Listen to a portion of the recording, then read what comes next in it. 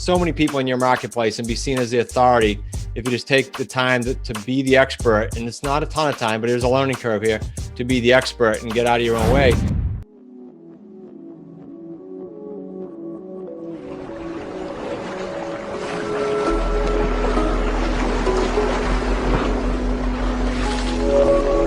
Hey, Masters, welcome to another episode of Path to Mastery podcast. And today, my friends, we got a special treat. We've got Mr. Gut Grit with us, Mr. Chris Prefontaine. Chris, how's it going, sir? Awesome. Good to hang out again, buddy. Yeah, 100%. And man, these are crazy times right now with everything happening in the market. Interest rates and inflation, and we were just talking about Bitcoin and crypto and just so many things going on at the same time. As I said to you off air, the chaos, I just talked about this on another show. The chaos I usually love. My wife always says, okay, well, what's going on if they do this? What's going on if they do this? How is your business? I said, it's good. As long as it's chaotic, it's actually good for us. And I think if anyone in any niche can say that, if they play it right, I don't know what your thoughts are on that. Well, I think there's an opportunity, right? Yeah. I think there's always opportunity. And as you know, I mean, you're very, very successful. The more, the really successful people are the ones that usually go right when everybody else is going left. And, exactly. That's when everybody else is running. Like, I was talking to you this morning, like Bitcoin and everything follows, I don't want to make this about crypto, but everything follows Bitcoin. So Ethereum is down to 2,300. And everybody else is selling. I said, I'm buying a couple more coins, so that's kind of how I look at it. I think there's an opportunity, but let's talk about your business. So you have the Smart Real Estate Coach business. So, my audience, a lot of real estate agents. Tell us why should they be looking at Smart Real Estate Coach? Yeah, Dave, this past Saturday, we did a workshop, Zach and I, and you and I and Zach have done this too. And in the workshop, we showed a deal because, we kind of open book. Here's how we make money. Here's how we buy property. And the deal happened to be a realtor referral. And he keeps sending us referrals. He's in Connecticut, not far from me and you. And I say to him, why don't you learn how to do this, Dale? His name is Dale. And he's like, no, I do my lane. I'll send you guys the deals I can't sell. So he sends us an expired listing. We turn around without 3 paydays. And the profit was like, we just cashed out. It was like 82 grand. For me as a realtor, and I didn't know it back when I was a realtor for 18 years, but if I did, I would have been able to create a lot more paydays, help a lot more sellers morally and ethically, like do the right thing for them and create some long-term wealth at the same time versus these one paydays, as a realtor that we all had. So it's really whatever any realtor could tack this on to their business. It's not a new business. They could tack it on by learning more techniques. That's really the long and the short of it. Yeah. So let's walk us through. So people listening, when you say 3 paydays, let's walk our listeners through that. What does that process look like? So where does it start? If somebody wants to get involved with you, how does the first payday happen? Yeah. So this gentleman sent us this expired listing and we tied it up under a lease purchase. So we control the property. Our name's on title. We're equitable interest. We turn around and put a rent to own buyer in there who can qualify eventually. And I say that lightly, but it's very important that our model says we're going to help buyers cash out. We do care about the end zone. And so we put a rent-to-own buyer in there, and the first payday is their now non-refundable down payment. Keep in mind with COVID, you and I were just talking how crazy that with COVID, especially, you've got this major influx of people going, I want to start my own business. To hell with the job. I'm going to go be an entrepreneur. They can't get financing now. They got to have 2 years of seasoning, right? So you have these people that have sideline money. They're good corporate people. They can't buy now. Those are great buyers. That's just one little category, but they come in with a non-refundable down payment. They're ready to buy. They just need time. Payday 2 is we were paying on this gentleman who we referred to by the realtor. He's a military guy. He left. We're paying his debt for him, his underlying mortgage. Let's say it's $1,200. We're charging something more for our tenant buyer while they get financing. So it's a monthly lease, and that's probably in the tune of $1,600 or $1,800. So there's a spread there. That's payday 2 every month. And then payday 3, this house just cashed out coincidentally two weeks ago or so. But payday 3 is all through that term. It was a 3-year term. There was an underlying debt being paid. Well, the principal's going down. That accrues to us as the investor. So we got all that principal pay down plus the markup and the price of the house. And now we paid the guy a referral about what he would have made on the house, but man, he could have made the 80 grand himself. Wow. So the first payday is from the rent. The realtor gets a percentage. Is that what you're saying? It's actually the upfront down payment from the buyer. down payment. And we pay the realtors who refer these to us up to 20, sometimes 25, depending on the deal, % of that payday one. Okay. And then now you get someone in the house, the second payday, they're paying rent. So they get a percentage of the rent, or is it like a month, or how does that work? We don't pay referral on the payday two just because it'd be an accounting nightmare, because we're going to get somewhere between 200 and $1,000. So that'd be a lot of accounting. We pay the mortgage. We take in that small payday. It's like a management fee for us. And then on the back end, payday three, they get a piece of that too if they want to just refer to us. But again, if I were them, so payday three though is selling the property, isn't it? Like still selling it down the road, or is it selling it to the buyer? Yeah, we're selling it. The buyer eventually gets their own end loan. They needed that. So time. Let's go back to the beginning. I don't want to make this any more confusing than it has to be. So let's talk about the lease purchase option. What is that? Why would somebody use that? On the buyer end, you mean? Yeah, like I'm a listing agent. Yeah. I've got a property. How does this help my client? How does it help the buyer? Got it. So let's go your end first as a realtor sitting there. You're with the seller. Either you went into the seller's home and they were over leveraged, or they couldn't do a short sale, or they were behind on payments. Any scenario that as a realtor, you go, I can't help you, or we can do a short sale, but the seller doesn't want to. So anything that won't fit normally in a conventional realtor bag of tricks, you can go ahead and say to them, if it's a good fit for them, if they don't need their cash out now, or if they just need debt relief, you can say to them, hey, I'll tie your home up on a lease purchase. I'll be your buyer. You can take care of this right now. We can have closure. And I'm going to make the deal contingent upon finding my buyer that needs the time to get financing. That guy literally left the state. That was his issue. So it worked for him. He was thankful for the realtor to refer him to us because he was leaving for military orders and he wanted closure. So we took over every responsibility for that house. He was gone. So what about the person though that wants, like, let's say they're trying to get a little bit more than the house is worth. They're not in a hardship situation. Can this help them as well? Yeah, this is the other section we deal with. So that's more prone to someone that's free and clear. We do a lot of those homes. A third of the homes in the US are free and clear right now. So the free and clear person, like the building I'm standing in right now, was free and clear, and I did owner financing with him. Why? He couldn't get his price on the conventional market. I gave him his full price he was asking for. It wasn't obnoxious, but it was slightly over. And how are we able to do that and help them, the seller looking for top dollar? Because we want terms. I don't care about price if I get the right term. In this case, this guy sold me this on a 20-year term. That's a little bit out of the norm, but I was tickled pink to pay him his $550 for this building. I got 20 years on it. And Dave, here's the kicker. That person that's not stressed, again, usually is financially okay. They want the most money and they can wait. That's the ideal seller for us. And we usually make principal only payments on these owner financing deals. So I'm pivoting from lease to owner financing because they're not stressed. Big difference. Talk about recession resistant when you start getting that much principal pay down on any real estate deal. It's the inverse to what you usually are used to, getting conventional loans. Absolutely. So let's go back to the purchase now. The seller leases, you got a tenant in there. Maybe the tenant, like you said, doesn't have the greatest credit, or now do you have people that are helping them, like as they're leasing the property, is somebody actually helping them get prepared to buy it too? Yeah. So is there a commitment to buy it? There is, right? Yeah. It's not, hey, I'm a renter, I'll go try it and see if I like it. Like, they're putting it down payment. They're committing to buy this home. They're behaving like paying for, like taking care of the home like they're a buyer. And meanwhile, we didn't accept them until they get what we call a mortgage ready plan from our third party who works on their credit if that's their issue, or if it's just seasoning, they're right away working with a mortgage rep.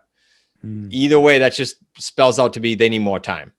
And while they're doing that time, they're in this vehicle rent own with us with some checkpoints. The mortgage ready plan says, okay, by this point, they'll have their credit done. By this point, they'll have more down payment.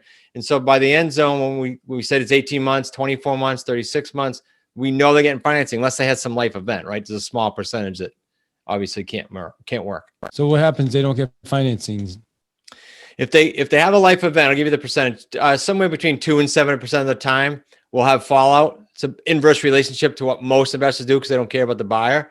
So we do have that. 2 last year were COVID related, totally legit. Teachers couldn't, get finance and lost their job. They forfeit the deposit, they move on. It's a sad day, but that's a life event, not a program screw up, on their part. Got it. Okay. Now the other thing that I like about this is, unlike just renting, a lot of times you rent your house to somebody, there's no pride of ownership. Nope. But with this program, there's that more of that pride of ownership, right? Yeah. So during COVID, people say, how'd you guys do? Landlords like frustrated as all heck, as you know.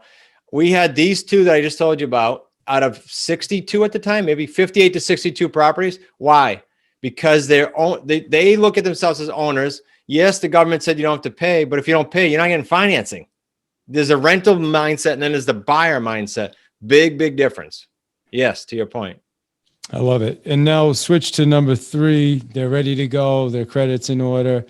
They purchase the house, just a traditional transaction. Exactly. And how's the realtor get paid now? Percentage of that payday 3 again. Yeah. So every realtor that brings us any deals will at the forefront, they'll know the projected 3 paydays and what they're getting and when. But that buyer goes and gets an end loan. We've got some great brokers right in our area, you and I, that know how to cash out these lease purchases. And so they stay with them along kind of like the last 6 months, get them a conventional loan, just like you and I would sell a house tomorrow.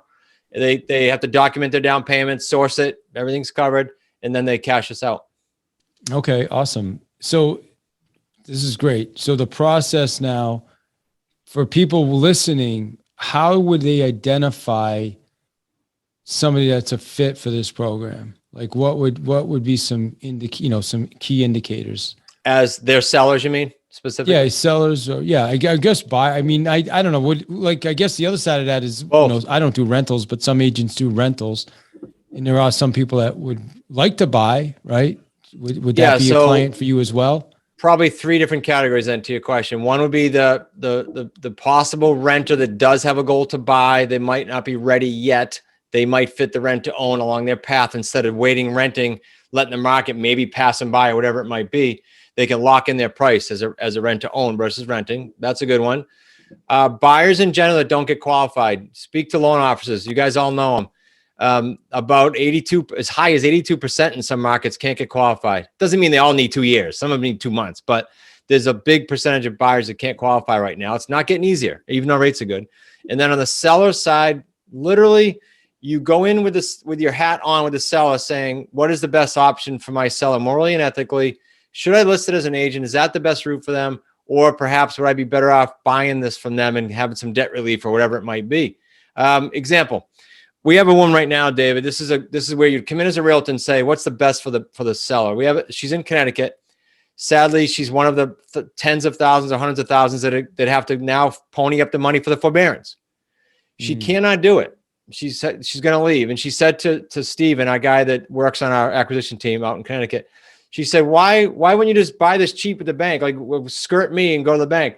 He said, if I do that, you're going to face a foreclosure or a short sale, and you're going to be beat up for credit for several years. So instead, we're going to cure her arrears because there's enough equity in the tail. And now all of a sudden, her credit starts repairing itself after 6 months. So he really cared about her. And as a result, she's tickled pink, and she's probably going to refer many people like that. That makes sense to you? So it was like, don't take advantage of them, do what's best. People.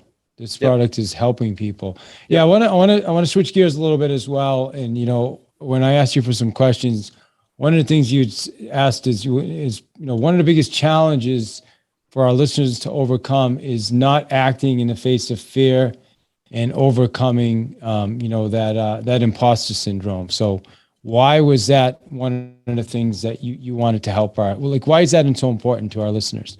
Well, it's a bunch of mental reasons here, because you and I know the mental game is probably more than the skill set and anything else in this real estate world. But for me, it was coming out of the crash personally. Took me 3 or 4 years to mentally get, I'll use the word stronger, confident enough to go ahead and step up and say, okay, here's what I can do to help people. So a lot of realtors might think, oh, that's not for me, or I can't fit in that. You can help. You can be the guide to like so many people in your marketplace and be seen as the authority if you just take the time to be the expert, and it's not a ton of time, but there's a learning curve here to be the expert and get out of your own way. So many of our students will be like, oh yeah, but I don't know, that's not me, or I'm not worthy. They might not say it, but they think it. And so we can help you through that process. The mental game's a big one. Why aren't people doing it though? Like what when someone says that, well, that's not me. What does that even mean? Because I hear people say things like that. Yeah. It's lack of confidence. And again, we're going into maybe some life baggage. Like I shared some of my things coming out of the crash, but there's three things. There's the mental game, the skill sets, and the systems. If I teach you and 100 people the same exact course, which I do, why do you go out and do a deal in 30 and someone else takes 365? It's all the mental game. And I don't know what everybody listening has a different one, right? And so we drill down into that, whether it's a free strategy call or whatever we got to do to help you start to unpack that and realize that you're worthy and you can be the guide to so many people. And as a result, it's a win-win when you do that. Well, so why aren't more agents doing this, your program? For 18 years, Dave, as you know, I was selling 100 homes a year. I thought I knew it all, but I didn't know what this all was. And it's not like it's new. In the 1600s in New York City, they were doing lease purchase and owner financing before banks existed, literally. So it's not new. I don't know why the exposure is not touching base. It didn't touch me for 18 years as a realtor. So my goal is we're on a mission, as you know, to get this all across the country. We are across the country right now. But I want to infill all the areas. You and I happen to be local, so I'd love to help people. Yeah, it reminds me of that old when the student's ready, the teacher will appear, right? Yeah, and if you guys have, here's so here's a little thing to maybe get through the mental. If you're listening and you're a realtor or a broker, I've been there. Understand that you can not only be the authority, be the star with your sellers and buyers. You can. They're going to love you for it. You'll be far ahead of any competition. But also for you personally, you deserve it to create some 3 paydays and to create some getting off that treadmill and create some variety for yourself and your income and some lifestyle. I like to think of it. I mean, we have our group, a training and coaching group, and I tell the realtors, stop calling yourself a realtor and call yourself a problem solver. 100%. 100%. I agree. It's like put a big P on your name badge instead of the R, right? I agree.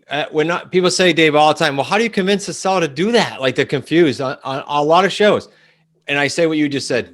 I don't convince them to do anything. I listen. If I think I can help them, I do. If they say I need all my money to go buy a house, okay, I'm not your buyer because you're gonna have to wait for the money with me. You're gonna get it all, but you're gonna wait. We're just solving problems. If the realtors would do what you just said, that's key because they'll go into that house not trying to sell, not trying to give a presentation, not trying to educate. Just ask, listen, and solve. So let's do some lead generation right now. How do people, if someone wants to do this, where should they start? It's probably going to surprise them. Same pond they're fishing in now. Expired, FSBO, for rent by owner, 3 key sources. And then we do niche down and try to go towards that 1/3 of debt-free properties because I love dealing with them. They're great people to deal with. Those are the 4 categories I fish in, the 4 ponds I fish in. And the realtors fish in most of those. FSBO for rent by owner. You call an expired. You call me. What does that conversation sound like? Yeah, real simple. And by the way, the first question I usually get asked by you as a seller is, are you an agent? And so I'll give you that script too, because we have agents in our group, right? Yeah. So my comment is this, Dave, your house on the market, I noticed. I buy homes in the area. A simple question for you. If I can get you to your price, I haven't seen your home yet, but theoretically, if I can get you to your price, are you open to doing that on a lease purchase or owner financing? Some know what that means. Some don't. And my short explanation is, look, bottom line is, can you wait if you have equity? Can you wait for your equity or do you need it to go do something else now? Literally, do you need it? They'll say, no, I got to go buy something. I need that money. Or no, I don't need it. Why? And then so it opens the door. And so I'm okay with it. If they need it, we move on. But there's a lot of people that can go rent now or need debt relief now, like the VA guy that we had, or whatever it might be. And we solve that. We solve for that problem. We solve for X. I got it. Okay, awesome. All right, man. Anything else that I didn't ask that you wanted me to ask? And I'm gonna give them a link too for people if they want to get some information on these services, because I'm an affiliate of you guys and I want to make sure people take advantage of that. Also get this into my community. So what else do you want to say to our listeners before we tell them how to get in touch with you guys? Let me just hit a very generic comment, and it could be for any business. So this is good. Realtor, investor, doesn't matter. Open a restaurant. This would work. Find someone, find something you can get behind. I know you're a realtor now, but there's ways for you to be a guide in a much broader sense. So find someone you can get behind to learn that. It doesn't have to be me. I'm not so naive to think that, but get behind something that you can add to help your buyers and sellers. In my opinion, it's terms. Secondly, find a person within that niche that you can get behind that can kind of guide you. You get aligned with their values, you get aligned with their work ethic, and you get aligned with what they're doing. We're a very family-oriented company. We're very blunt. That's our style. Might not be for you. Third, stick with it for 36 months. Dave, you and I know there's so many freaking shiny objects out there in every real estate niche. Like, stick with this for 36 months, add it to what you're doing, and you'll have a great experience. Anything short of that, you're just chasing shiny objects, if you will. I think too, the timing, Chris, it seems like, I mean, we're recording this, it's February 25th, I believe, or 24th or 25th. 24. But it's one of those days. But yeah, the market's weird right now. A lot of things are happening. A lot of things happening in the economy, and it seems like it's a good time. I don't know. Is it a good time for this? I mean, are you going to see more? I mean, not a good time. I don't want to say that wrong, because it's never a good time for people to be in a hardship situation. But I think it seems like there's probably going to be a lot of people we can help that are in tough situations, right? You said the latter, because if you're in this, some people are into transactions, Dave. I get that. And they don't care. They're wholesaling quick, or they're spinning land. Yeah. Okay. But if you care about both sides and you want a healthy transaction, yes, it's a phenomenal time. You can get out there and help a whole bunch of people. You couldn't help all the people in your area right now, I promise you. So there's a lot of business for you out there. Now, you guys do training as well, training and coaching on this, right? So what does that look like for somebody that wants to? Yeah, I have through your association with us, a free book they can get, and that'll just give them the basics. But because you're local, we are hopefully going to be back to our live in-person event in the fall right here in Rhode Island. And so the simple link tied to you is wickedsmartbooks.com/David Hill. They'll get a free, like the Amazon bestseller, hard copy, our cost. I'm not going to say put your credit card into ship. We ship it too. And I don't care if you're in this area or not. It just happens to be that Dave and I are, but we'll put that anywhere. wickedsmartbooks.com/David Hill. That's awesome. I love that. Thank you. Yeah. So for our listeners, go get yourself a copy of the book. It's phenomenal. And he's going to give you the model and show you how you can do this and start, right away. Like, this doesn't take a lot of time. You just got to pick up that phone, right? That phone we talk about every week and on every meeting we have. And that's what it is. And you're going to, and you got to transition your mindset from, I'm bothering people to I'm a problem solver and I'm calling to help solve a problem. Correct. And people will absolutely appreciate that. Chris, for people that want to get in touch with you, how do they get in touch with you? They can just schedule a call. We do free strategy calls, and all that is there's no fluff or rah-rah. What it is where are you now in your realtor or other business? Where are you trying to go, and how can we help bridge that gap? Just go to smartrealestatecoach.com/action. Awesome. And if they mention Path to Mastery podcast, then you'll know that they came from this podcast. They'll put it in to schedule it. They got to put it in. Yep. Awesome. So make sure you put Path to Mastery when you schedule, and then Krista will take good care of you. And Chris, final thoughts. What's the last thing you want to say to people listening to this before we wrap it up today? You and I have been around long enough to know this. In the next 9 months, in my opinion, you have the chance to set up a decade of income. That's a big statement. Work your tail off with the right people and systems for 9 months and set yourself up to start this next decade for your income generation. Wow. I love it. Thanks for your time, Chris, as always. Thanks, buddy. Good to see you. You too.